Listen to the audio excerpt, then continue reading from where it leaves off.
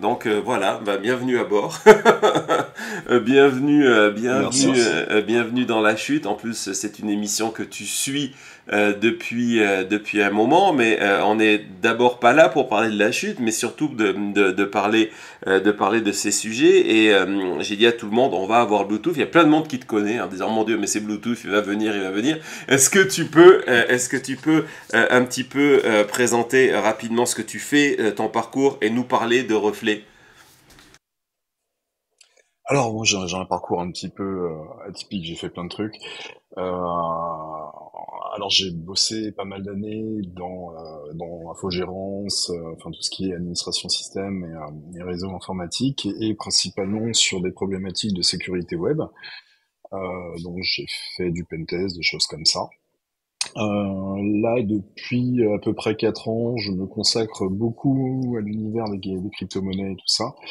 Donc ça va être le sujet ce soir. J'ai également donc cofondé en 2009 Reflet.info avec Antoine Champagne, qui est un média très orienté sur les questions numériques. Et on avait un prisme pendant un moment vraiment à traiter des questions de surveillance électronique, liberté fondamentale, et puis tous les sujets un petit peu chauds du numérique, on va dire. Vous avez une position qui est, et donc c'est pour ça aussi que il y a ce rapprochement naturel entre Reflet et maintenant Média.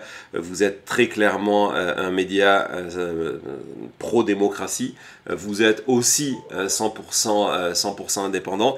J'ai souvent ce discours de dire à nos... et dans le deuxième partie de l'émission, lorsqu'on parlera des armes possibles pour lutter justement contre l'expansion des fake news, des faux sites d'infos, de l'intelligence artificielle, etc. L'importance de soutenir la presse, les médias 100% indépendants. Et donc souvent quand on me demande mais oui, mais qui? Bon, c'est déjà bien, on soutient maintenant médias. Le premier nom que je donne, c'est toujours reflet.info. Et donc ce soir, avant qu'on commence, et je le répéterai, voilà, si vous voulez contribuer à la démocratie et si vous voulez contribuer à une véritable information de qualité, allez vous abonner, votez avec votre porte-monnaie et allez vous abonner à reflet.info. La manière dont on en a parlé, on a le sentiment que c'est que du numérique, mais vous allez voir, les articles touchent tout à fait autre chose. Il y a eu un magnifique article pendant le mois d'août sur la question de se demander si par exemple c'était l'extrême droite qui avait gagné sur Internet. C'est une thématique intéressante sur laquelle on reviendra, mais vous avez parlé de l'affaire Telegram, vous suivez à la fois la politique française, tous ces sujets-là. Donc vraiment, hein, j'encourage ma communauté évidemment à te suivre sur X, à suivre Reflet sur X, mais surtout, les médias indépendants ont besoin de vous. Il n'y a pas d'autre, il y a pas d'autre, il y a pas d'autre secret, il n'y a pas d'autre recette. Hein. Si les médias indépendants n'ont pas les moyens de vous informer, ben un jour ils arrêtent de vous informer. Et à partir de là, ben, il n'y a plus d'informations indépendantes. Et ces grosses histoires, ces enquêtes dont on va parler aujourd'hui, ben, vous n'y avez plus accès. Donc voilà, je compte sur vous. Abonnez-vous à leur site et puis suivez-les sur les réseaux sociaux. Voilà, je suis désolé, hein, je t'ai coupé la parole de manière assez longue, mais Non, non, non, vraiment je t'en c'est prie, je t'en prie. non, mais vraiment c'est extrêmement important. Et on va en parler, mais très rapidement parce que on va préparer quelque chose de plus sérieux. Mais dans les semaines à venir, très rapidement, vous allez voir de plus en plus de programmes maintenant médias avec reflet.info parce que c'est pareil en tant que média 100% indépendant où nous avons cette vision pro-démocratique. On s'est dit voilà, il faut réunir nos forces, il faut proposer du contenu ensemble et donc c'est quelque chose que l'on va faire dans les semaines à venir. Et puis j'en suis super content, très heureux et très excité par les perspectives de tout ce qu'on va pouvoir faire ensemble avec toi et avec Antoine et avec tout le monde à Reflet Reflet, ça va être formidable. On a eu un call la semaine dernière, je pense, il y a quelques jours, et vous avez des outils d'enquête et de recherche, mais les gens ils peuvent pas imaginer. C'est complètement fou et on va le montrer hein, quand Antoine m'a décrit votre nouvel outil intelligence artificielle base de données.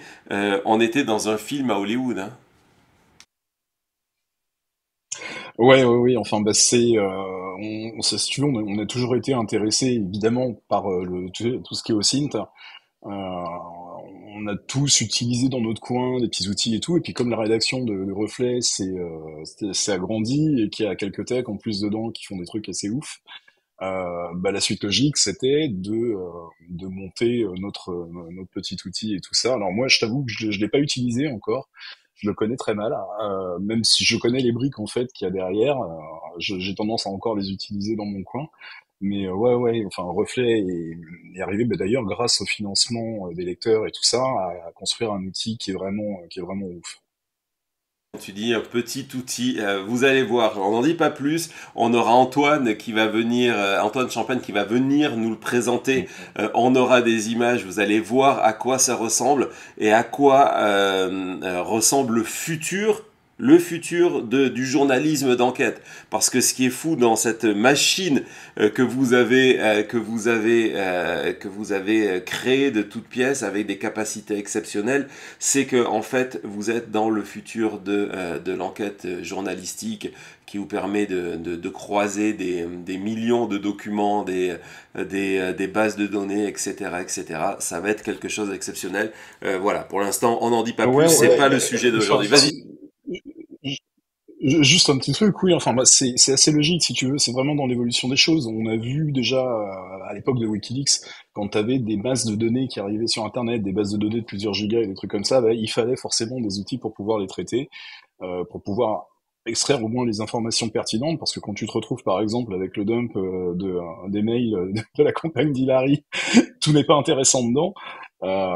Voilà, donc tous ces outils, c'est vraiment la suite logique du journalisme. Et en fait, pour moi, beaucoup de rédactions devraient se pencher là-dessus. Mais je sais que certaines le font déjà, beaucoup plus grosses que celles de Reflet.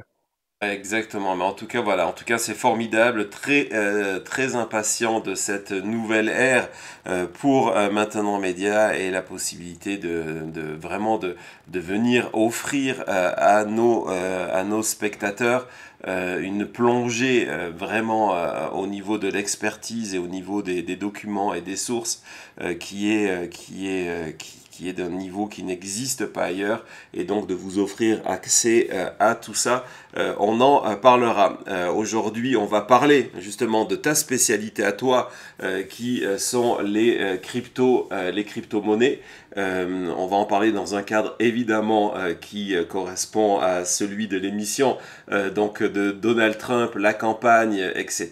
On va parler à la fois de ce qu'on appelle les shitcoins, tu nous raconteras tout à l'heure. C'est quoi du portefeuille, je crois que ça, on va voir le portefeuille de Donald Trump, c'est ça, c'est son portefeuille de crypto-monnaie. On va voir ce qu'il possède, en tout cas sur celui-ci. C'est pas impossible qu'il en ait un autre. Et on va rentrer et vous raconter comment et pourquoi Donald Trump, qui était un ennemi de la crypto-monnaie il y a quelques années, hein, il y a encore récemment, je vous montrerai certains de ses tweets, est devenu aujourd'hui ce que lui-même appelle le crypto-président. On fait une petite pause et on se retrouve tout de suite après avec Bluetooth de Reflet. À tout de suite.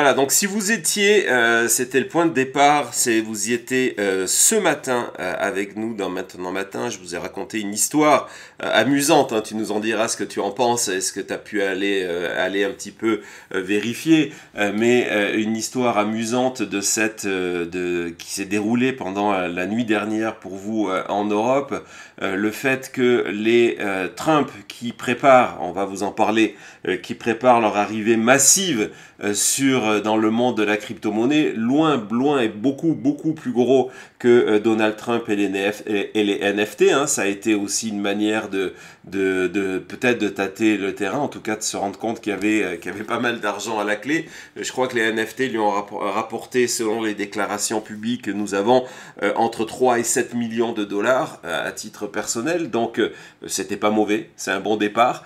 À partir de là, donc la famille Trump travaille depuis des mois sous le leadership, la responsabilité des deux fils aînés Trump, donc Don Jr. et Eric Trump. En tout cas, ce sont eux les vitrines de ce projet-là. Peut-être que Barron et d'autres sont aussi impliqués. Sûrement, donc, ils travaillent à installer la marque Trump d'une certaine manière. Tu vas nous raconter ce qu'ils veulent faire, nous expliquer c'est quoi un DEX par exemple, dans le monde de la crypto. Et donc ça fait quelques semaines que, alors que nous sommes en pleine campagne, hein, il faut vraiment garder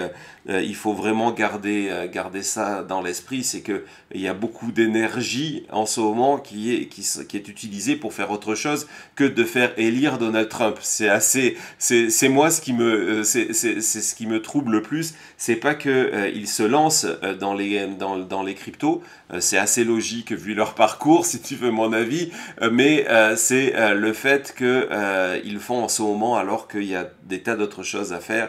Mais bon. Peut-être parce que les deux sont liés, on verra ça. Et donc ça fait quelques semaines qu'ils utilisent leur compte pour mettre en avant le fait qu'ils ils vont sortir quelque chose, etc., etc. Et hier, on vous a montré les images. Hier soir, le compte internet de Lara Trump et le compte X, Twitter de Lara Trump et de Tiffany, l'autre fille, celle dont on parle pas très souvent de Donald Trump. Lara, c'est sa belle-fille, la femme d'Eric. Une chanteuse sans voix, comme je l'ai écrit, et surtout, c'est la numéro 2 du Parti républicain. C'est elle qui est en charge des finances du Parti républicain. C'est super rassurant comme contexte. Elle est en charge des finances du Parti républicain avec une mission que tout l'argent qui arrive soit d'abord utilisé pour Donald Trump. Il a mis la famille, au moins c'est tranquille. Non, ce n'est pas un système mafieux, mais oui, ça y ressemble. Et donc, Lara Trump poste ce tweet en expliquant qu'elle est super contente avec un lien. Tiffany embraye dessus en disant c'est vrai. Elle parle de son père, etc. Donc le site est live. Je vais tout de suite sur le site et boum, on a Donald Trump en photo. Peu d'informations, mais c'est assez classique aussi de l'univers crypto-monnaie. Une adresse et un bouton c'est la seule chose qui fonctionne sur le site pour pouvoir acheter cette nouvelle crypto-monnaie de Donald Trump. Et là, patatras, boum, sur Telegram d'abord, on apprend que non, attendez, c'est une arnaque. Les comptes ont été piratés. Et puis Eric Trump en chevalier blanc arrive sur X en disant non, mais les gens arrêtez, c'est une arnaque. Leur compte, le compte de Lara Trump et le compte de Tiffany ont été, donc il utilise d'ailleurs le mot Twitter, hein, il n'utilise pas le mot X, on remarquera, Elon Musk a dû apprécier, et donc il dit voilà, les comptes ont été compromis, ont été piratés, c'est un scam, c'est une arnaque, ne cliquez pas là-dessus, n'allez pas acheter de l'argent. Il y a certainement eu des transactions, ces gens-là, ils ont ils ont perdu leur argent. En tout cas, c'était bidon. Je rappelle qu'en 2016, parce que c'est toujours le côté karma qui vient rejoindre les Trump, en 2016, un des arguments pour ne pas élire Hillary Clinton était le fait qu'elle s'était fait pirater elle aussi, en tout cas sa campagne s'était fait pirater, et c'était oui mais attendez, ses emails, but her emails, et donc là, mis au-delà du côté scam, gardez ça en tête, le compte X de la responsable des finances du parti républicain s'est fait pirater. Et c'est possible qu'au-delà de cette opération de hacking plus scam, on découvre dans quelques semaines les DM de Lara Trump. Voilà, c'était un petit résumé de ce qui s'est passé. Toi, de tout ça, avec ton expérience crypto, où ce genre de scam est assez fréquent, avec ces faux liens, etc., tu en penses quoi? Alors, c'est du grand classique, hein. C'est vraiment quelque chose qu'on voit assez régulièrement dès qu'il y a un buzz, hein, sur une personnalité ou sur quelque chose, et que par malheur un compte de l'entourage ou tout ça est compromis. Bon, ben, ça conduit au genre de catastrophe. Mais disons que voir apparaître, si tu veux, des faux sites pour essayer de se faire passer pour un projet et d'annoncer ce qu'on appelle des airdrops. Alors, bon, les airdrops, je vais peut-être expliquer ce que c'est. Quand vous avez une crypto qui va se lancer pour répartir la masse, enfin, ce qu'on appelle la supply, en fait, pour répartir la supply à tous les, enfin, un maximum de personnes, pour décentraliser un maximum le projet, on peut procéder de temps en temps à ce qu'on appelle les airdrops. Et c'est un gros classique sur Twitter où vous voyez, voilà, on vous promet un airdrop, vous arrivez sur un site qui évidemment est un fake site, vous allez connecter votre wallet et à partir de là, ben, c'est terminé parce que si c'est le wallet qui contient vos clés pour vos comptes crypto normal, en principe, il y a tout qui disparaît très vite. Donc ça, c'est du drain. En fait, Excuse-moi, nos données. excuse-moi de t'interrompre. Donc, le airdrop, Hmm. si je comprends bien, c'est une distribution gratuite. Donc, en gros, on dit aux gens, venez vous connecter, vous connectez votre porte-monnaie virtuel qui est l'équivalent de votre compte en banque où vous avez vos crypto-monnaies. Connectez-vous et gratuitement. Mais c'est des choses aussi qui existent. Hein, c'est pas que des arnaques. Alors, Donc c'est ça le exactement. problème. Faut C'est comprendre, ça. Et faut comprendre puis que c'est une pratique qui est totalement legit. Et le pire, c'est que le montant qui a été donné par le scammer, allant, je crois que s'il parlait, il y avait un airdrop allant. Ah non, ça c'est l'histoire de Telegram, c'est encore un autre, mais c'est exactement le même système. Parce qu'il y a eu un autre hack, hein, qui concerne le groupe Telegram du projet de Trump. Et donc, ce qui s'est passé, c'est que, enfin, quand on propose, si tu veux, comme ça, on dit, ben voilà, vous connectez votre wallet et vous donne un airdrop. La somme qui avait été donnée, donc de 15 000 $, c'est des choses qu'on voit dans des vrais projets crypto. Quand un gros projet se lance, qu'il y a eu beaucoup de financement et tout ça, soit tu es détenteur d'un NFT, d'une autre crypto que tu places en collatéral pour sécuriser la blockchain, dans ce qu'on appelle du proof of stake, tu peux être éligible à des airdrops. C'est quelque chose qu'on voit très très souvent. Euh, Là, ce qui s'est passé, c'est simplement donc une personne qui disait, ben voilà, vous connectez sur notre site, vous connectez votre wallet et vous aurez droit à un airdrop allant jusqu'à 15 000 $. Dépêchez-vous. Les premiers services, enfin les premiers arrivés seront les premiers servis. Voilà, donc c'est assez classique et malheureusement, il y a encore beaucoup de gens qui se font avoir parce que ben, c'est une pratique qui est réelle, qui est courante. Mais dès qu'il y a un nouveau projet comme ça, faut toujours se méfier. Mais vraiment, enfin voilà, faut pas cliquer n'importe où. Faut regarder si d'autres gens l'ont fait. En principe, les premiers qui se font drainer leur portefeuille ou qui s'aperçoivent que c'est pas le bon site, préviennent les autres. Donc soyez pas le premier. donc là, ce qui se passe, c'est qu'une fois que tu connectes ton wallet, ton portefeuille, donc l'équivalent de votre compte bancaire où vous avez toutes vos crypto-monnaies, donc votre argent, ce qui se passe à partir de là, c'est que tout le contenu de votre compte bancaire, de votre wallet, est siphonné par les pirates, c'est ça l'idée? Tout à fait.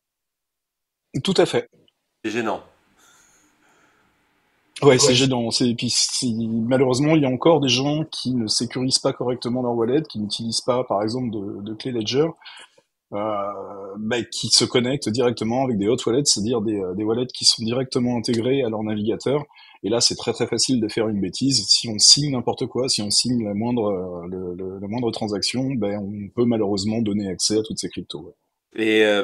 Et pour toutes les personnes qui ne connaissent pas le monde crypto, il n'y a pas, il faut le rappeler, il n'y a pas une sorte d'administration, un bureau des plaintes Non, où vous allez aller en disant je viens de perdre mon argent, rendez-le-moi. C'est une fois que c'est perdu, c'est ça?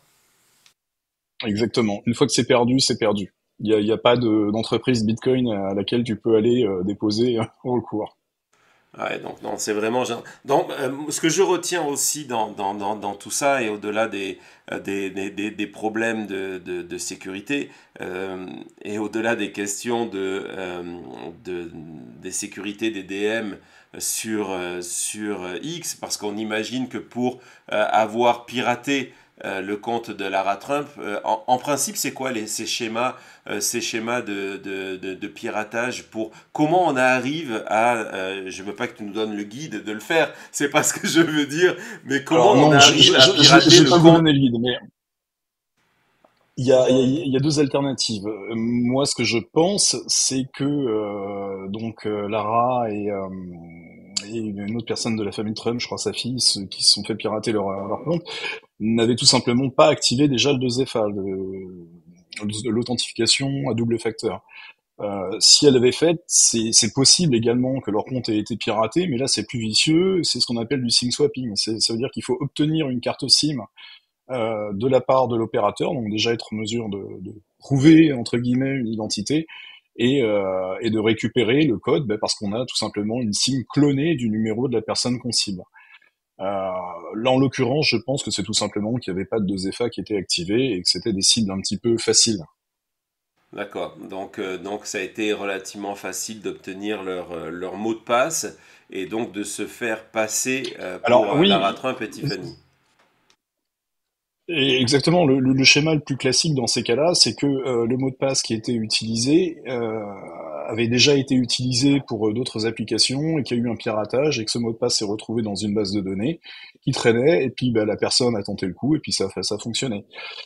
Ça malheureusement c'est très classique, donc encore une fois, n'utilisez jamais les mêmes mots de passe, utilisez un gestionnaire de mots de passe pour pouvoir générer des mots de passe complètement aléatoires et assez compliqués. Voilà, mais évitez la réutilisation de mots de passe. Je sais qu'on le fait tous parce que c'est bien pratique, mais ce n'est pas ce qu'il faut faire. Et au contraire, avant c'est vraiment des questions techniques, et puis j'apprécie le fait que tu répondes de manière qui soit accessible à tout le monde. Avant de rentrer dans la question des Trump et des cryptos et tout le reste, et des autres arnaques autour de Trump, parce qu'il y en a d'autres, euh, là, est-ce qu'il y a une manière assez simple de remonter aux personnes qui ont piraté le compte de Lara Trump et qui ont créé ce faux lien? Est-ce qu'il y a la possibilité de faire tout ça? Est-ce qu'on peut remonter jusqu'au coupable?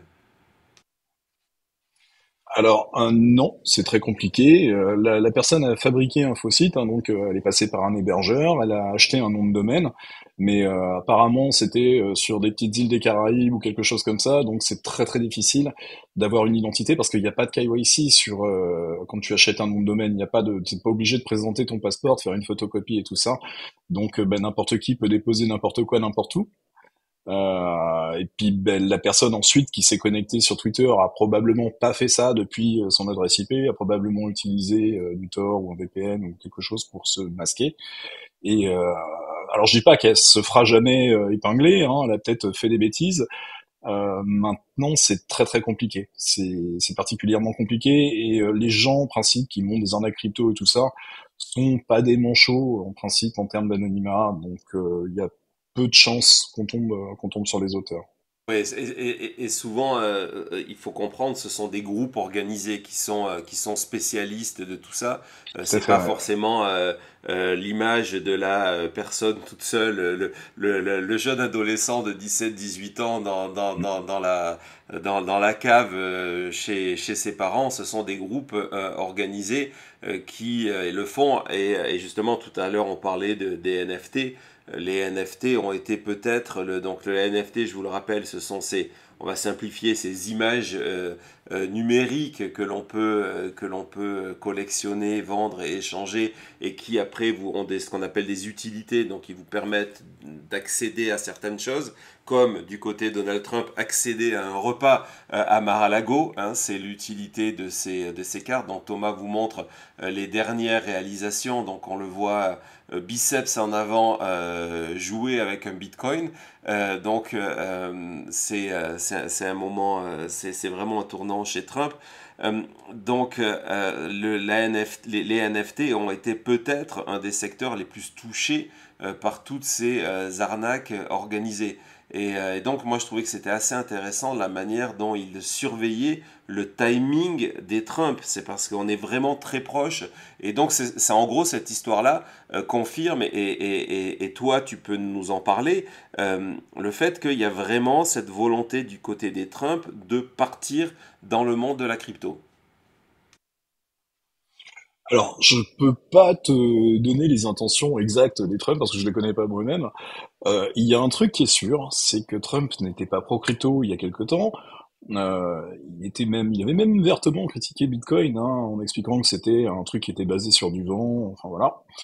Et il a fait son coming out en fait assez récemment, hein. On l'a vu là il y a quelques semaines participer à la méga conférence de Nashville, qui est la plus grosse conférence Bitcoin aux États-Unis.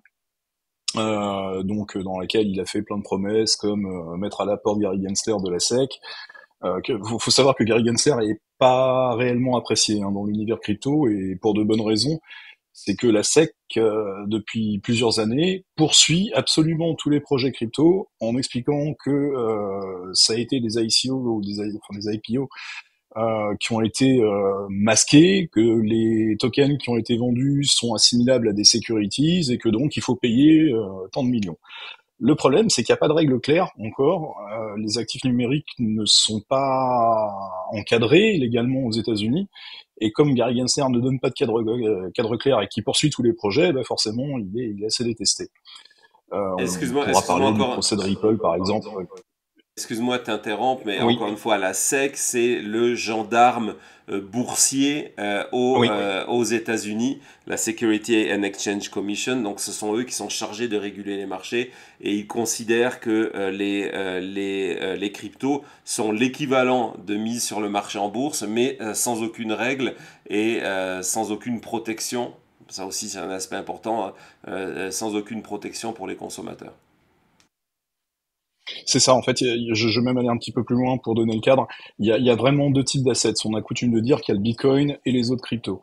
Quoique aujourd'hui, maintenant, il y a aussi un ETF sur Ethereum, donc Ethereum n'est pas considéré comme un titre non plus. Il est lui aussi, entre guillemets, considéré comme une commodité. Donc une commodité, c'est l'équivalent d'une matière première. Faut savoir que les réglementations sont différentes et sont beaucoup plus souples quand on est une commodities que quand on est une securities. Quand on est donc un titre, euh, une action, euh, il y a un cadre réglementaire qui est beaucoup plus strict pour pouvoir accéder au marché et adresser les clients américains. Donc je continue un petit peu sur les promesses de Trump. Donc il parlait justement de mettre à la porte Gary Gensler. Ensuite il a promis. Il a évoqué le fait de pouvoir constituer une réserve en Bitcoin une réserve stratégique en Bitcoin pour les États-Unis. Bon, on sait pas trop enfin, pourquoi pas. Hein, c'est plutôt une bonne idée. Ce serait une petite révolution. Enfin voilà, il a fait quelques promesses comme ça. Bon, vraiment pour venir draguer l'électorat qui détient les cryptos. Et aux États-Unis, il est pas si petit que ça. On parle de 20% à peu près des personnes des gens, des adultes qui détiendraient des cryptos. Donc c'est pas un petit électorat. Euh, donc il a joué un petit peu sur du velours avec un public évidemment tout acquis à sa cause. On verra où ça donnera, mais enfin où ça mènera. Mais en tout cas, le premier effet, c'est que l'industrie des cryptos lui a quand même donné beaucoup de sous. Hein. En termes de dons, je crois que enfin, c'est plus d'une centaine de millions, ça doit être 120 millions, même quelque chose comme ça, Ouais, avec des on dépôts. attend les chiffres, mais c'est 125 millions. Il y avait une promesse de 100, et là, ils ont Ouais, dit non, on a plus que ça. On a plus que ça. ouais. Et puis voilà, c'est pas des petites entités, donc c'est des gens comme Ripple qui sont des vieux acteurs en fait du monde de la crypto, qui sont une grosse crypto, de la crypto qui s'appelle XRP, qui est capitalisée plusieurs milliards. Il y a Coinbase qui est l'exchange numéro un vraiment aux États-Unis. Alors numéro un, pourquoi? Parce que bah déjà les Américains se sont débarrassés de Binance. Euh, donc il y a eu un procès. Le PDG de Binance fait un petit passage en prison là, donc il va ressortir parce qu'ils lui ont reproché également de vendre des securities, des choses comme ça, des choses peut-être un petit peu plus graves. Bref, et ça a laissé la place à Coinbase, qui est un acteur américain et qui aujourd'hui sert un petit peu de proxy entre le monde des cryptos et les ETF des institutionnels qui ont été proposés par BlackRock, Vanguard et tout ça. Donc, ouais, justement, Donc avant de voilà, revenir c'est les deux plus gros. sur la conversion de Donald Ce sont Trump. les deux plus gros donateurs en fait. Ouais. Exactement, c'est ce que j'allais dire. Ce sont les plus gros donateurs. Il y a il y a différents vecteurs de dons à Donald Trump par l'industrie de la crypto. Il y a ce qui a été donné directement à la campagne, et c'est un sac de nœuds d'ailleurs pour la FEC, qui est l'organisme qui est en charge de surveiller, parce que c'est la première campagne qui accepte des dons en crypto-monnaie. La campagne a déclaré, du moins Donald Trump a dit qu'ils avaient reçu directement 25 millions de dollars de dons. Il y a ce qu'on appelle une PAC, un Political Action Committee, qui s'appelle Fairshake, qui lui a l'équivalent de 200 millions de dollars en crypto, en disant voilà, cet argent on va l'utiliser. Encore une fois, c'est la même ambiguïté que Elon Musk. On va pas l'utiliser directement pour Donald Trump, on va l'utiliser pour les candidats qui sont favorables aux crypto-monnaies. Aujourd'hui, il y en a deux, c'est Donald Trump et c'est Bobby Kennedy. Donc on sait où l'argent va aller. Et puis il y a cette promesse complètement folle. On va vous raconter tout ça après, qui a été fait à Donald Trump, de venir lui dire faites-nous confiance, venez aider le BTC, donc le Bitcoin, en apportant, en faisant ses engagements. Effectivement, il a engagement, promesse de campagne en tout cas, et comme tu le disais tout à l'heure, il a promis de créer cette réserve fédérale américaine. Et pourquoi c'est intéressant aussi pour les propriétaires de Bitcoin? Parce que si le gouvernement américain achète un nombre considérable, on va voir jusqu'où veut aller Bobby Kennedy, par exemple, qui maintenant conseille et a rejoint la campagne de Trump. L'idée, c'est que si ces bitcoins sont retirés du marché et gardés par les États-Unis sans les vendre, c'est la promesse de Trump, ça va faire monter le prix, parce que d'un coup, il y en a moins en circulation sur le marché. Et donc justement, on parlait de cette conférence et je voulais montrer un extrait où Donald Trump mettait en avant le fait qu'il allait fournir de l'électricité en masse aux fabricants, parce qu'en fait le Bitcoin se mine, et donc on a besoin énormément d'électricité, ce qui est le véritable enjeu du Bitcoin, de la fabrication du Bitcoin. Et donc il a promis énormément d'électricité. On regarde cette vidéo. But we will be creating so much electricity that you'll be saying, please, please, President, we don't want any more electricity. We can't stand it. You'll be begging me, no more electricity, sir. We have enough. We have enough. Donc il avait fait pareil en 2016 en disant l'Amérique allait tellement gagner qu'à la fin on viendrait me voir, par pitié arrêtez de gagner, on en a trop. Donc là c'est l'électricité. On voit qu'il n'est pas très au point dans les contextes, dans les concepts Bitcoin. Je vais te montrer un deuxième extrait Ouais. qui était Alors, juste avant. Ouais, vas-y, je t'en prie. Ouais, non, simplement, quand on dit que Bitcoin a besoin de beaucoup d'électricité, je tiens quand même juste à mettre deux, trois trucs à l'endroit. Oui, Bitcoin consomme de l'électricité pour le mining. Maintenant, il faut savoir qu'il y a l'électricité avec laquelle on mine aujourd'hui, pour être rentable, il faut qu'elle soit la moins chère possible.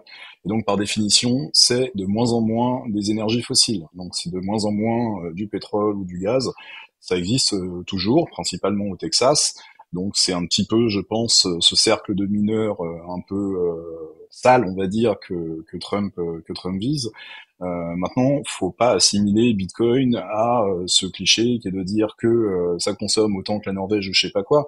La réalité de Bitcoin aujourd'hui, c'est que ça permet de financer des infrastructures électriques sur des endroits où il y en a pas. Tu as des gens qui vont poser des conteneurs, donc qui ramènent leur rig pour miner du Bitcoin sur des barrages électriques qui ne sont pas encore connectés au réseau. Ça permet de financer ces barrages pour étendre le grid, pour amener de l'électricité. Et pire que ça encore, enfin même mieux que ça, le Bitcoin peut avoir carrément un rôle de régulateur.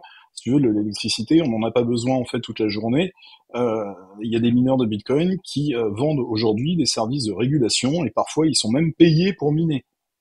Donc je sais que c'est une mécanique qui est un petit peu compliquée à Non, comprendre, mais c'est intéressant.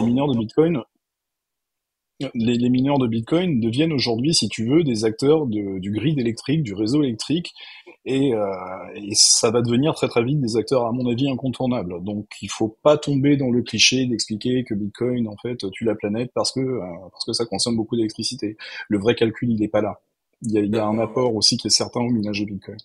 Non, évidemment, et tu as raison de le préciser, et effectivement, Donald Trump était en train de parler devant ce parterre de cette association de mineurs de mineurs électriques, donc qui fabriquent le Bitcoin, qui sont à la fois installés à Porto Rico, aux États-Unis et au Texas principalement, mais c'est aussi une manière amusante de dire que il a du mal avec tous ces concepts de crypto-monnaie, comme tout le monde. Et la preuve, c'est Ah, mais que... ça va beaucoup plus loin, parce que il a sorti quand même des pépites, hein, si tu veux, dans sa conférence. Moi, je suis en train de repenser à un truc qui était rigolo, c'était qu'il voulait que tous les bitcoins soient minés aux États-Unis. Il faut savoir qu'il y a une quantité limitée de bitcoins qui va être émise, donc il n'y aura pas plus de 21 millions de bitcoins. Et sa déclaration, c'était que tous les bitcoins devraient être minés aux États-Unis.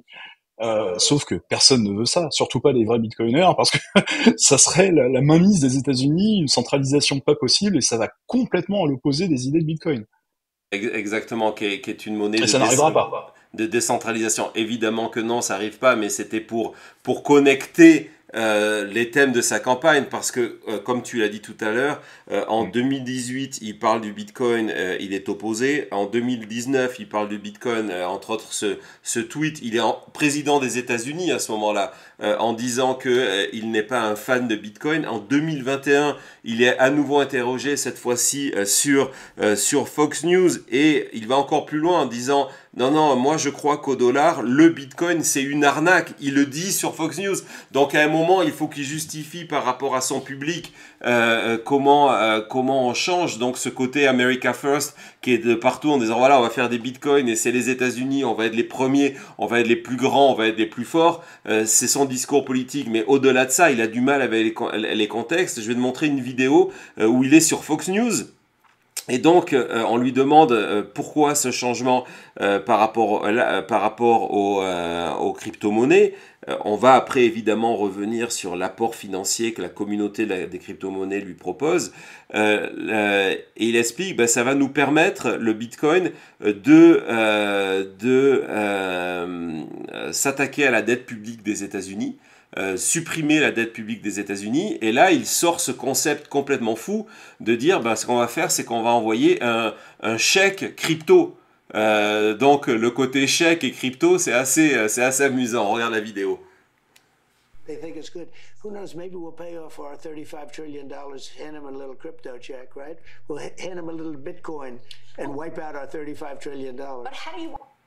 Donc voilà, donc son souhait d'être le leader et d'utiliser un chèque. Il n'y a pas de chèque, il y a pas de chèque crypto, mais bon, en tout cas, il y a cette volonté-là, il y a cette volonté que tu as mis en avant de dire on doit devenir une réserve de Bitcoin. Les États-Unis ont déjà du Bitcoin, comme à peu près tous les pays, pour différentes raisons. C'est souvent des Bitcoins d'ailleurs qui ont été saisis suite à des opérations sur des opérations de blanchiment de l'argent, trafic de drogue, etc., etc. Donc ils en ont. Du côté de Bobby, dans RFK Junior, qui maintenant a rejoint la campagne, qui a aussi parlé lors de cette conférence, on va l'entendre. Lui, l'idée était avant la conférence, puis il a un petit peu baisser son opinion et de dire voilà, il faut acheter 550 bitcoins par jour jusqu'à ce qu'on en ait 4 millions en réserve. C'est devenu 1 million maintenant, 1 million de bitcoins en réserve. On va écouter Bobby Kennedy. I understand that tomorrow President Trump may announce his plan to build a Bitcoin Fort Knox and authorize the U.S. government to buy 1 million Bitcoin as a strategic reserve asset. And I applaud that announcement, and we should all applaud it. Donc voilà, donc il n'avait pas encore officiellement rejoint la campagne de Donald Trump, mais donc aujourd'hui on se retrouve avec deux candidats qui sont pro Bitcoin, quelle que soit leur motivation, et c'est ce qui explique aussi donc le fait que la famille Trump a décidé, indépendamment de la carte politique, de jouer ça à fond. Est-ce qu'on sait à peu près, alors je sais qu'il y a pas mal de rumeurs, est-ce qu'on sait à peu près vers quelle direction ils veulent s'orienter ? Alors pour la plateforme qu'ils sont en train d'essayer de créer, oui, on sait aujourd'hui à peu près ce qu'ils veulent faire. Donc au début, on soupçonnait que ce soit un exchange, ce qu'on appelle un DEX, un échange décentralisé, un endroit où on vient pour trader des cryptos. Donc on vient les trader soit en spot, soit sur des futurs, donc avec des produits un petit peu compliqués. On vient parier en gros sur la hausse ou sur la baisse du Bitcoin. Apparemment, c'est pas réellement vers ça qu'ils vont s'orienter. C'est encore autre chose. Ça serait en fait une plateforme d'emprunt, de prêt et d'emprunt. Donc il y a par exemple le leader dans ce secteur, dans les cryptos, qui s'appelle AVE, qui représente quand même 2 milliards, c'est une market cap de 2 milliards de dollars. Donc market cap, c'est le nombre de titres émis multiplié par le cours. Le cours. Ça veut pas dire qu'ils ont 2 milliards dans les poches.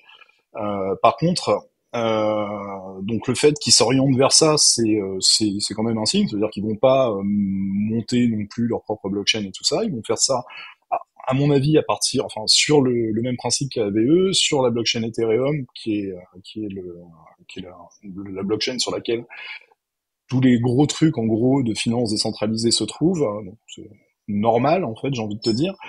Par contre, il y a un autre truc qui a fuité, donc il y a son livre blanc, le livre blanc du projet qui aurait un petit peu fuité. On a quelques autres détails techniques. Il y a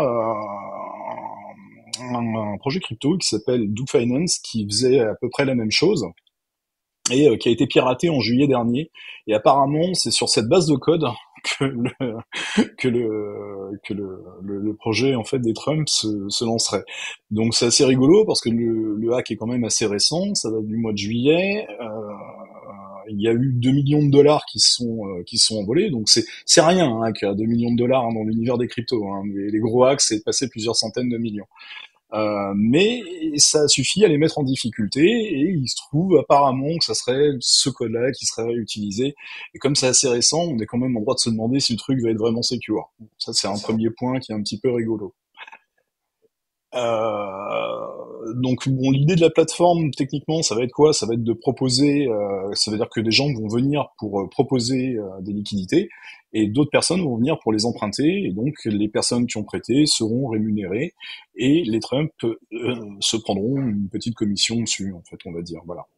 C'est régulé comment ça parce que c'est en gros ils deviennent la banque si ce projet-là existe, si on veut le simplifier, ils deviennent l'équivalent d'une banque mais de manière virtuelle en tout cas sur le blockchain dans l'univers de la crypto.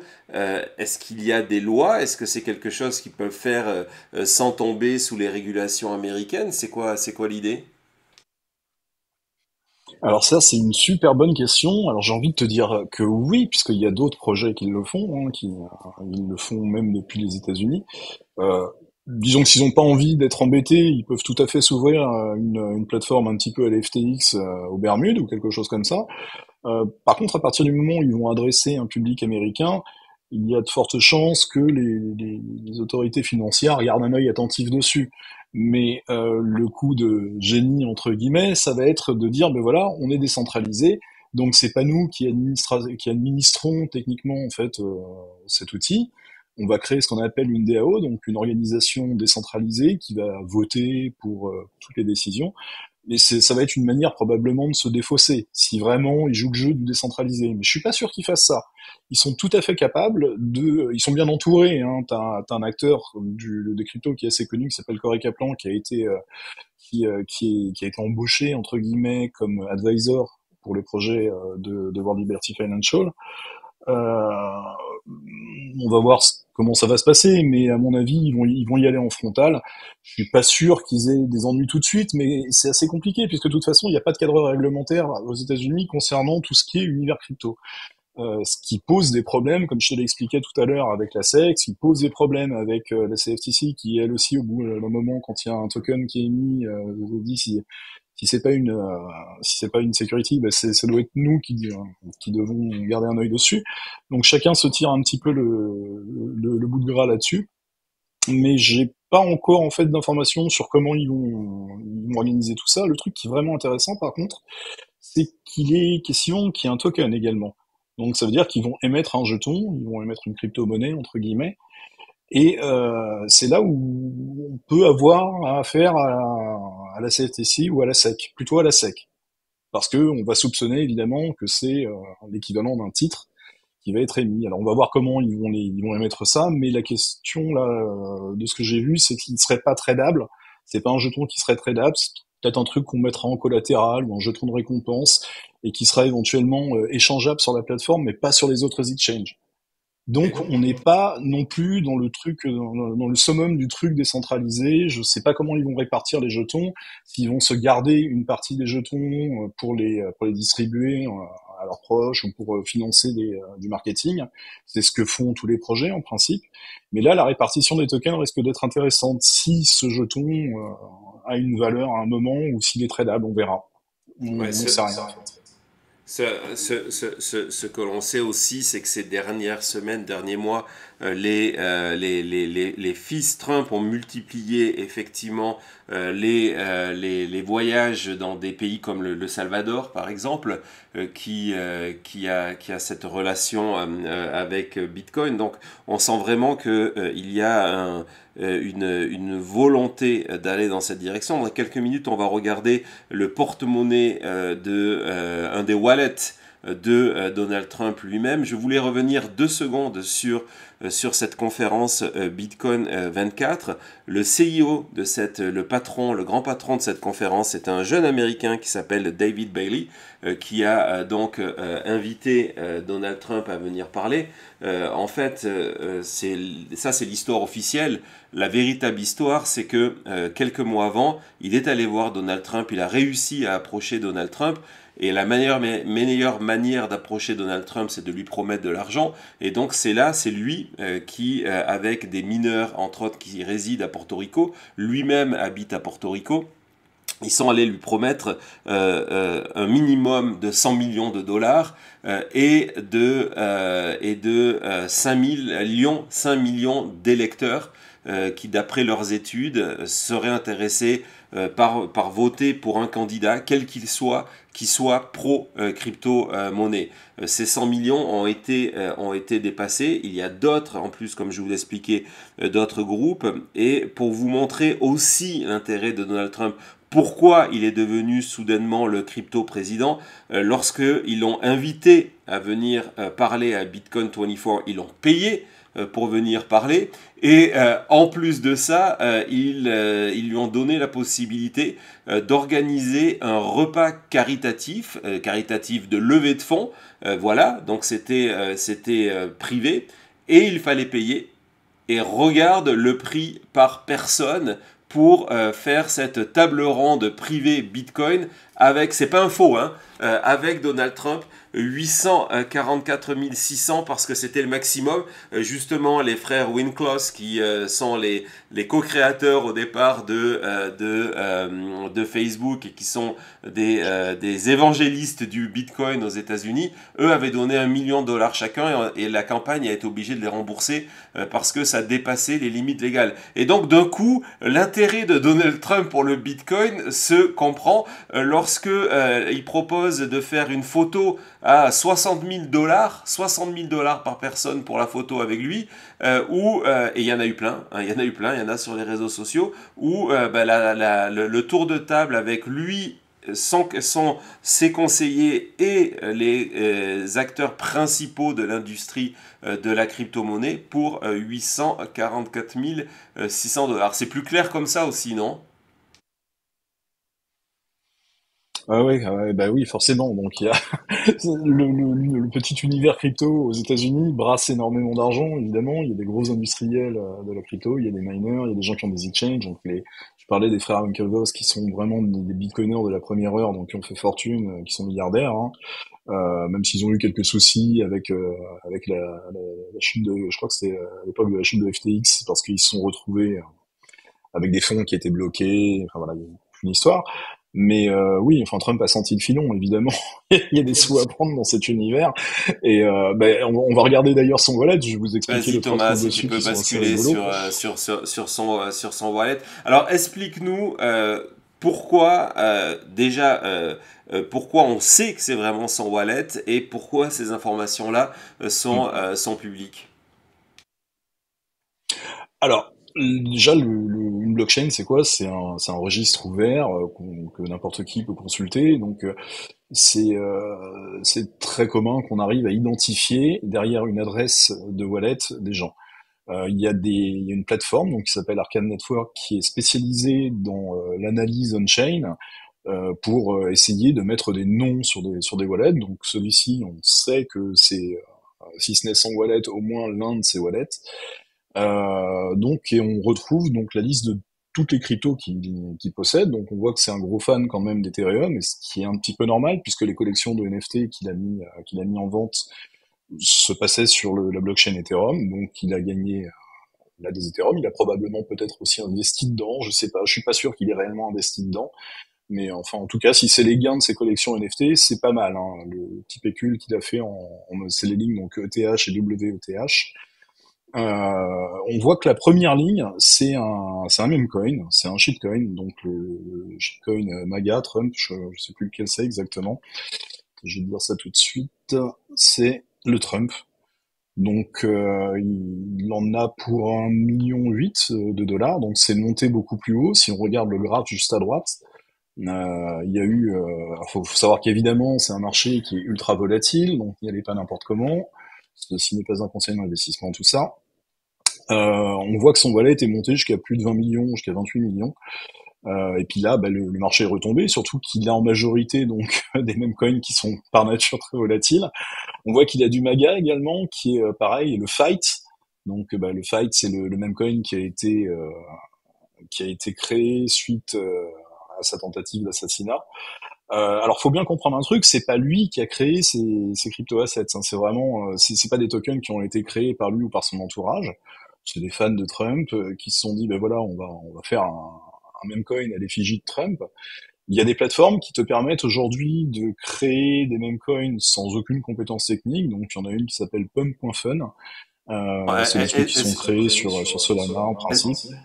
Excuse-moi de t'interrompre. Oui, Thomas va se connecter dessus pour vous montrer. On va d'abord passer par CoinMarket pour vous montrer le nombre ouais. de ce qu'on appelle des shitcoins, c'est-à-dire que qui n'ont pas qui ne sont pas qui a pas où il n'y a pas un véritable projet derrière, il n'y a pas une énorme communauté derrière. Ce sont des un petit peu des monnaies, des blagues que les gens achètent en espérant de gagner un petit peu d'argent. Et donc là, c'est lorsqu'on va sur CoinMarketCap qui liste la page, c'est même pas la totalité, mais énormément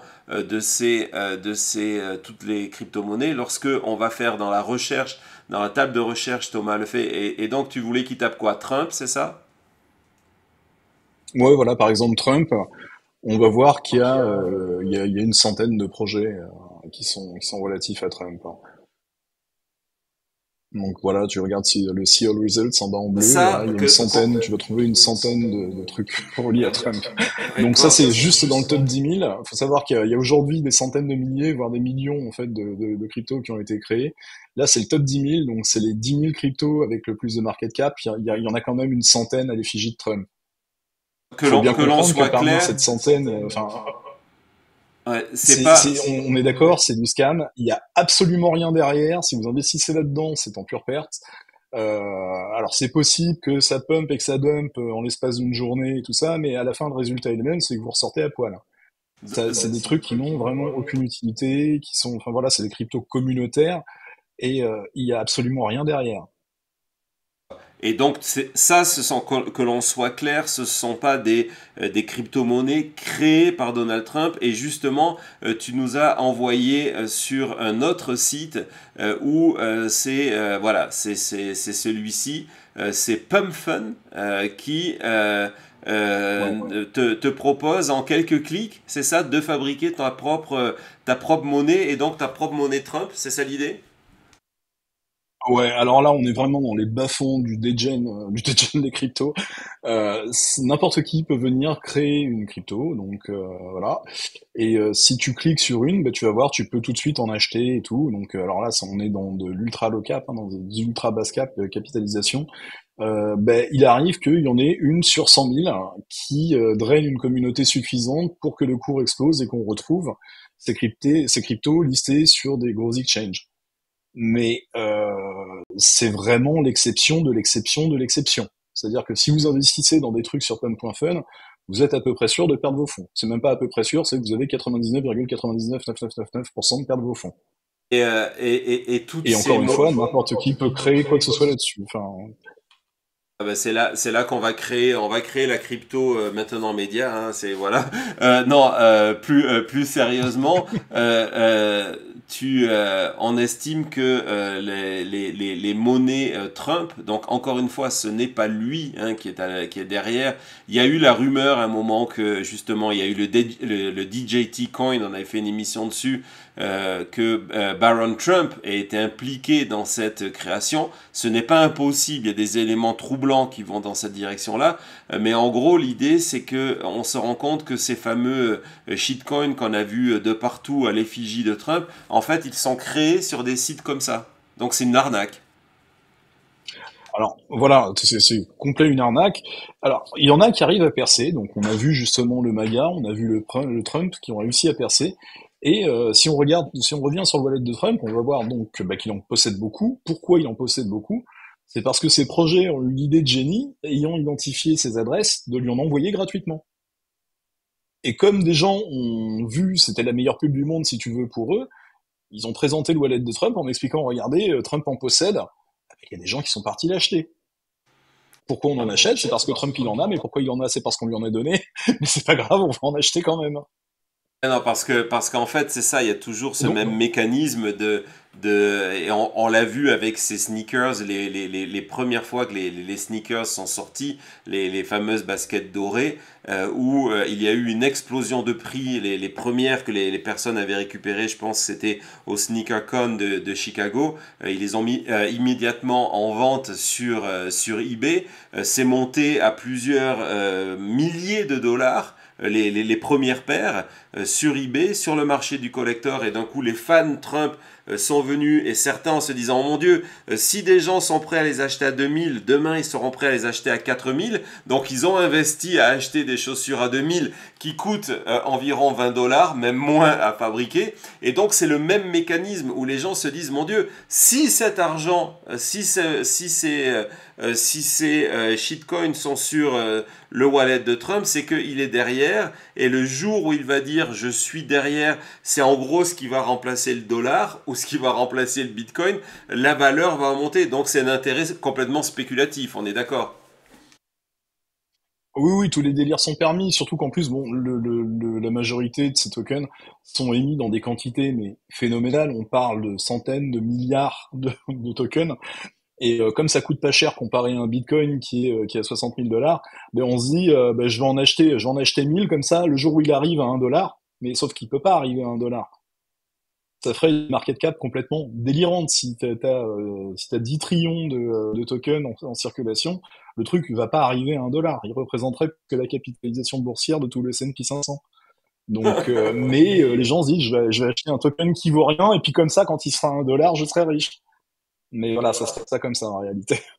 Ouais, et puis parce qu'il y a toujours le modèle, il y a Elon Musk et Doge, et etc., où on se dit, ah mon Dieu, ça s'est déjà passé dans les années précédentes, donc pourquoi pas ce sentiment que tout ce que touche Trump non pas meurt, comme nous on dit ici, parce qu'à la fin, d'ailleurs à ce sujet, une petite parenthèse, ça fait 6 mois que le titre Trump est sur le marché d'action pour dire voilà, appliquez ce qu'on va vous montrer à la valeur de quoi que ce soit que Trump va vous vendre, et on va voir qu'il a perdu 61% de sa valeur depuis son introduction en bourse, le titre DJT. Dans le monde de la crypto, ça va beaucoup plus vite, hein. Quand ça chute, hein. Ça, il faut savoir ça. Ouais, faut comprendre qu'il y a des tokens qui ont une durée de vie d'une journée, et voire beaucoup moins des fois, justement quand ils sont propulsés par un piratage ou un truc comme ça, ou tiens, c'est rigolo qu'on parle du coup de Telegram. Il y a eu un piratage, un piratage, un scam qui a été lancé sur le canal officiel de World Liberty Financial, avec une équipe qui a réussi à insérer. Alors, il y a beaucoup de monde, hein, apparemment, sur le canal Telegram de World Liberty Financial, et donc, quand il y a beaucoup de monde, on peut acheter des espaces publicitaires. Et c'est ce qu'ont fait les attaquants. Ils ont acheté un espace publicitaire pour présenter, je sais plus quoi, qu'est-ce que c'était, bon, il y avait 70 000 personnes sur le canal Telegram, et donc c'est là où ils ont proposé en fait un airdrop sur la publicité qui a été affichée sur le canal officiel. Et il y a des gens qui se sont fait arnaquer, hein, qui se sont connectés avec leur wallet et qui se sont fait drainer leur fonds. Voilà. Et donc ça c'est Donc sur faut la savoir chaîne. que ces projets-là, en principe, quand ils sont montés, les mecs ont dû faire un token complètement bidon.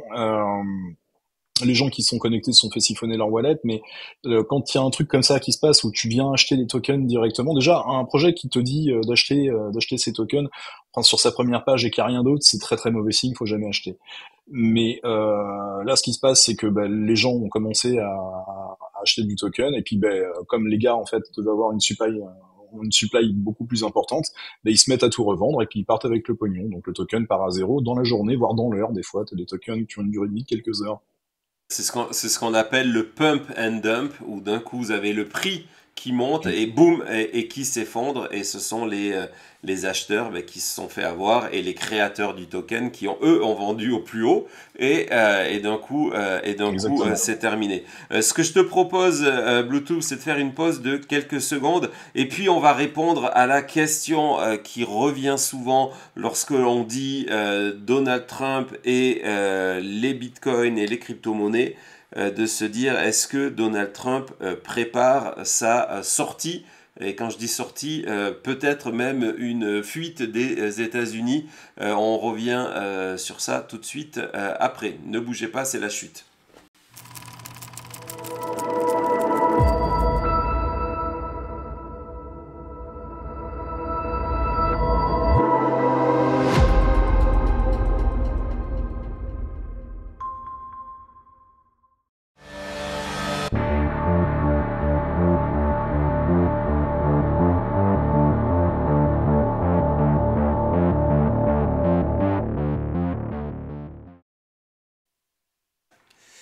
Voilà, nous revoilà sur cette émission spéciale de la chute sur Trump, les crypto-monnaies, et puis dans la prochaine partie de l'émission, on va parler deepfake et différentes arnaques, et c'est beaucoup plus grave, ce ne sont pas des arnaques financières pour le coup, mais des arnaques pour les élections. On va revenir sur ça dans quelques minutes.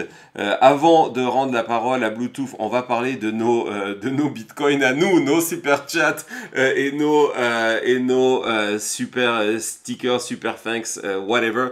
Donc merci Richard qui apprécie justement cette nouvelle facette des stratégies Trump. Merci également à Jean-Louis pour ton super sticker. Jean-Loup, excuse-moi, Jean-Loup pour ton super sticker. Merci beaucoup.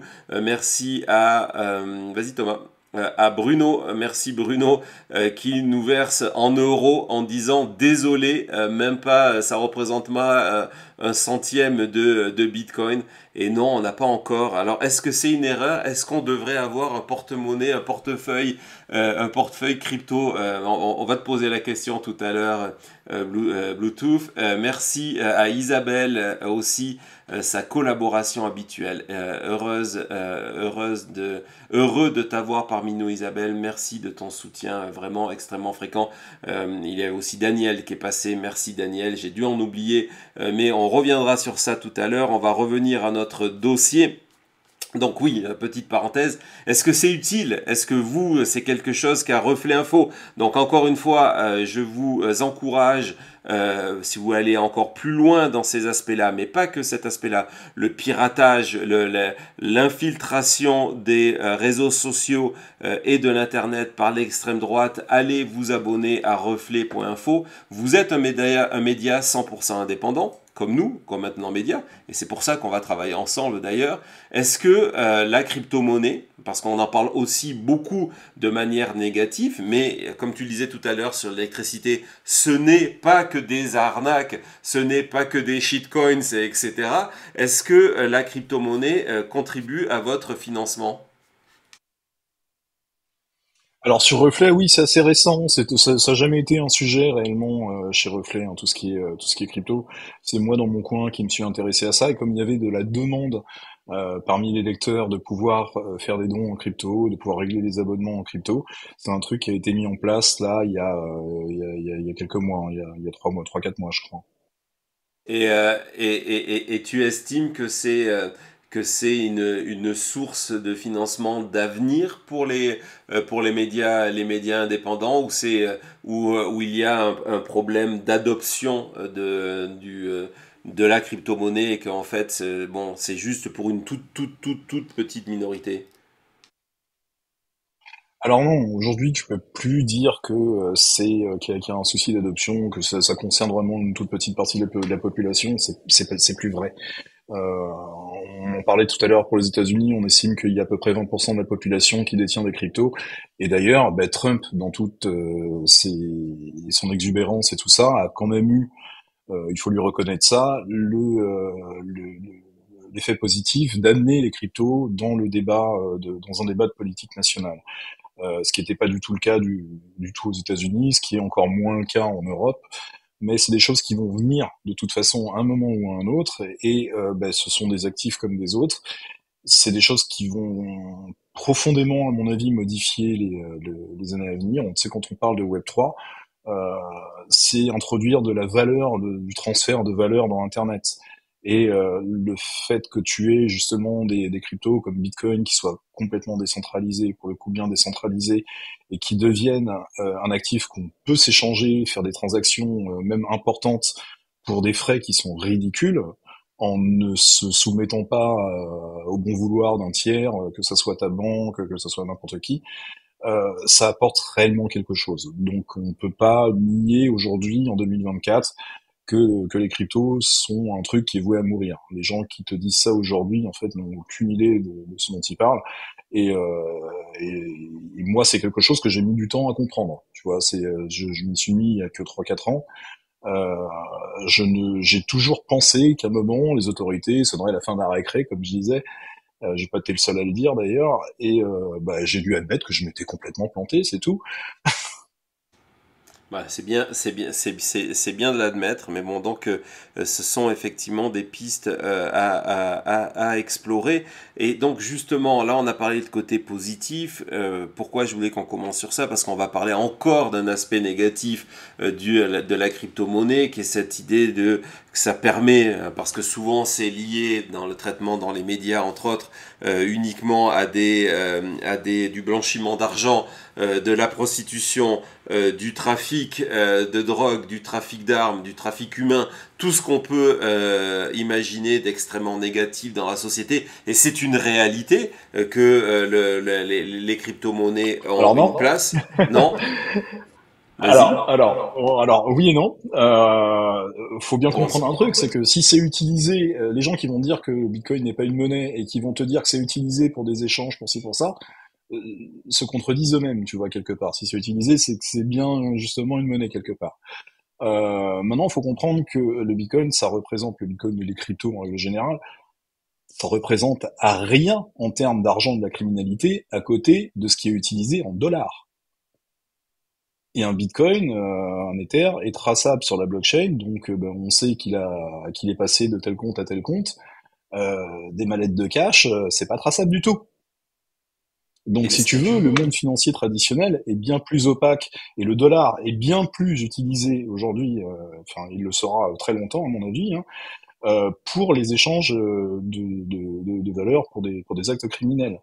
Donc, il y a eu une étude je sais plus qui avait fait cette étude, mais on avait estimé que c'était des gens qui sont vraiment spécialisés en blockchain, et cette étude avait été en plus confirmée en chiffres et en volume par les chiffres de la CIA. Donc la CIA elle-même a expliqué que Bitcoin et tout ça, bah, ça représentait peanuts en termes d'argent pour le blanchiment, pour la pédocriminalité, pour plein de trucs.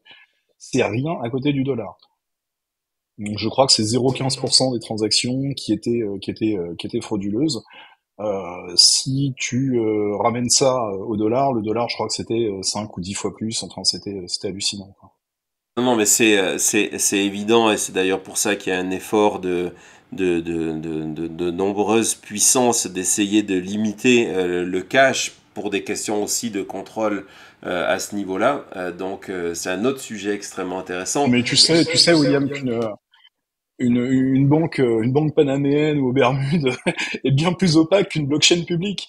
C'est Quand tu certain. t'appelles Pablo Escobar et que tu as besoin que t'as besoin en fait de régler un paiement, une cargaison de drogue, faire ça en Bitcoin sur une blockchain publique, faut soit être débile, soit vraiment pas avoir peur, quoi.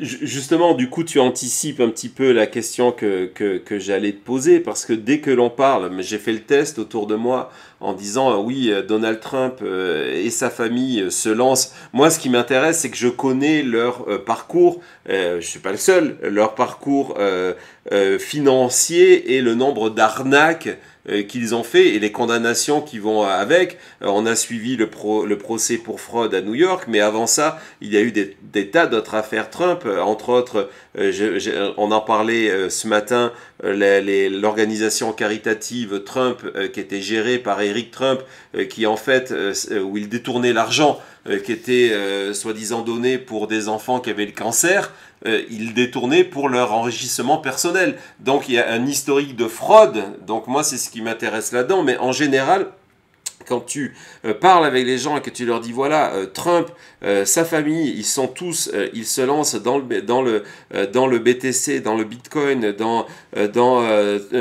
des systèmes de plateformes sur le blockchain au-delà de ça, les NFT et compagnie, on te dit bah oui, mais parce que en fait, c'est pour échapper à la justice et au fisc américain, et donc c'est en plus pratique si jamais Trump doit quitter les États-Unis de manière un peu précipitée vers le 6-7 janvier 2025 où sa défaite devrait être certifié s'il a perdu à ce moment-là, il y a une connexion qui se fait dans beaucoup de têtes de se dire bah oui forcément du coup sa fortune sera sur les cryptos. Est-ce que tu peux un petit peu faire de l'ordre dans tout ça et de nous dire ce qui est du domaine du possible et du domaine de l'impossible?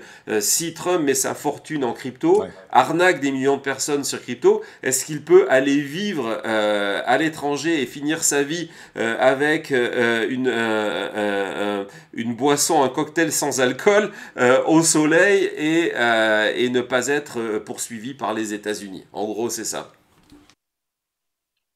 Alors, à partir du moment où tu as, alors c'est pas pareil, hein, des conseils en investissement de rien, n'y voyez pas de malice. À partir du moment où tu disposes de centaines de millions de dollars à blanchir, à évader, euh, faire ça sur une blockchain, c'est gonflé parce que ça se voit. Et j'ai bon espoir que l'administration américaine ce soit pas des manches en la matière. Ils disposent d'outils comme tu vois, on sait identifier des wallets en fait sur des personnes. Euh, je pense que l'administration américaine a assez d'outils et une force de conviction assez importante pour aller faire pression sur des gens pour que les trucs ne passent pas, les transactions ne passent pas. Maintenant, il y a d'autres manières. Les NFT, ça peut être un vecteur. Je te dis pas que c'est comme ça qu'il va faire ou que c'est ce qu'il a fait. Enfin voilà. Mais les cryptos ou n'importe quel actif, hein, il n'y a pas que sur les cryptos qu'on voit ça, sur les actifs réels, donc sur des titres réels d'entreprise, on peut aussi voir ça, ce qu'on appelle du wash trading. C'est-à-dire qu'on va se vendre à soi-même des titres ou des cryptos ou des NFT pour faire gonfler artificiellement la valeur. Créer une transaction, d'un NFT qui valait 10 000 dollars, il va passer à 100 000 dollars, puis 200 000, et puis on s'échange comme ça de wallet à wallet, alors que les wallets nous appartiennent à nous. Donc on crée une hype, une valeur qui est complètement artificielle. Ça te permet éventuellement de faire une déclaration au fisc comme quoi tu as payé ton JPEG 100 millions de dollars. Mais encore une fois, c'est le genre de pratique que tu peux pas, enfin voilà, tu peux pas les reproduire sur tout et n'importe quoi et sur des gros montants. C'est très voyant. Encore une fois, la blockchain, c'est un truc qui est public. Les transactions sont traçables. Si tu vois des plateformes comme Arcane Network qui arrivent à les tracer, bien se douter que l'administration américaine est déjà sur le coup. Donc j'imagine mal Trump poser toute sa fortune. Faut pas oublier non plus qu'il a quand même pas mal de biens mobiliers. Je suis pas sûr qu'il arrive à passer l'équivalent de sa fortune mobilière sur un wallet de Bitcoin et qu'il arrive à passer la frontière comme ça, hein. Ouais, non, je pense que pour lui, ce qui est plus efficace, c'est effectivement, ce sont des mécanismes, nous n'avons pas de preuves, mais qui doivent être mis en place depuis très très longtemps, avant même qu'il soit rentré en politique, c'est effectivement d'avoir des comptes bancaires à droite et à gauche, de faire plus confiance au dollar pour le coup, que de partir sur le Bitcoin. C'est une manière d'augmenter sa fortune, ça c'est clair, de l'augmenter considérablement. Hein, on peut imaginer que grâce à tous ces mécanismes, d'un coup, sa fortune soit multipliée par x5, x10. C'est vraiment exponentiel parce qu'il y a énormément d'argent. Donc ça, pour moi, c'est une réalité. La réalité qu'il va ensuite utiliser ça pour partir se couler terminer sa vie tranquillement pour échapper à la justice, au fisc américain. Il y a plein de films, il y a plein de livres sur le sujet. Ça se termine relativement mal parce que, comme tu le disais, ils ont des services efficaces. Pour conclure sur ce sujet crypto-monnaie, évidemment, ce positionnement, tu le disais tout à l'heure, de Donald Trump et de sa famille sur les crypto-monnaies en fait un héros au sein de la communauté des crypto boys américains, et pas qu'américains d'ailleurs.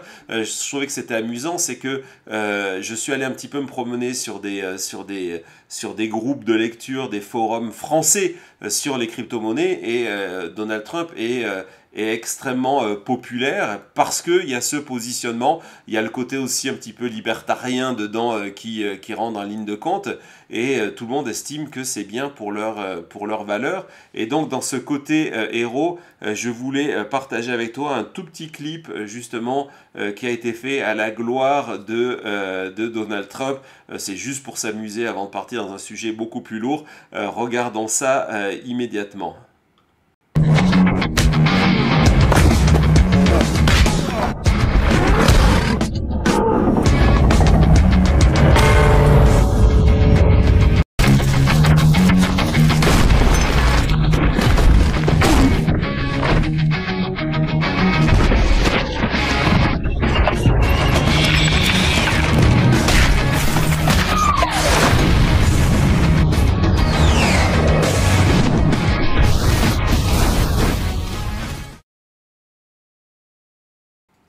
Là, on a typiquement la pub pour un shitcoin, hein. C'est C'est exactement typiquement une ça. pub pour un shitcoin. Donc, le P-Trump, qui est le PP, qui est le même coin qui a explosé là sur 2023-2024. Donc, il y a quelqu'un qui a créé le P-Coin et voilà, c'est typiquement une arnaque, enfin, de plus. Mais le truc était rigolo, c'est vrai. Non, c'est exactement ça et on remarquera le mélange des genres, c'est-à-dire que c'est pour faire pour de la publicité, pour effectivement acheter un shitcoin, investir, ah, c'est un grand mot, investir dans un shitcoin et on retrouve tous les thèmes politiques, la bataille contre la globalisation, la bataille contre la censure, le swamp, etc., etc. Si vous avez remarqué au début, la première victime de ce super Donald Trump, c'est Kamala Harris, qu'il balance par-dessus son épaule, il passe à travers les murs, il y a CNN qui vient l'attaquer, il défonce CNN d'un coup de poing. Donc voilà, en tout cas, c'est clair que nous sommes dans un univers où en fait il a réussi à se positionner dans un univers qui est à l'intersection de beaucoup de choses autour de sa personnalité aussi. Et c'est pour ça que je pense que la communauté des crypto-monnaies n'a pas été choquée de l'entendre en 2021 dire c'est un scam et aujourd'hui être le président Bitcoin. Pour eux, c'est tout à fait normal que il ait été. Alors il y a un terme, je ne sais pas comment il se traduit en France. On dit qu'il a été orange pilled, donc il a pris la pilule orange. Orange, c'est la couleur du Bitcoin et la pilule, c'est une référence à Matrix, évidemment, lorsque on tend la pilule bleue et la pilule rouge. Et donc là c'est pareil en disant qu'il a enfin vu la vérité et que donc c'est pour ça qu'il a décidé d'être ce candidat Bitcoin. Donc voilà, c'est quelque chose à dire pour conclure sur ce dossier-là. Bah écoute, a priori, non, je pense qu'on a abordé pas mal de sujets. Ouais. Alors maintenant, on va faire une petite pause et on va se lancer dans un sujet qui est complètement d'actualité pour le coup, et qui est extrêmement grave. Et vous allez voir avec des connexions directes sur la France. On va parler de l'utilisation de deepfake, d'intelligence artificielle, de fake news dans le cadre de la campagne. Tu veux rester avec nous pour continuer sur le sujet? Ah, je vais continuer à vous écouter, mais il va falloir que je bouge un petit peu. Ok, bah il n'y a pas de problème. On se reparle de toute manière et on reviendra très vite avec des annonces Exactement. pour vous tous. Merci beaucoup sur les cryptos et on se reparle très vite. Merci à toi, Bluetooth. Merci à l'équipe, merci aux chutistes. Salut. Salut, à tout de suite.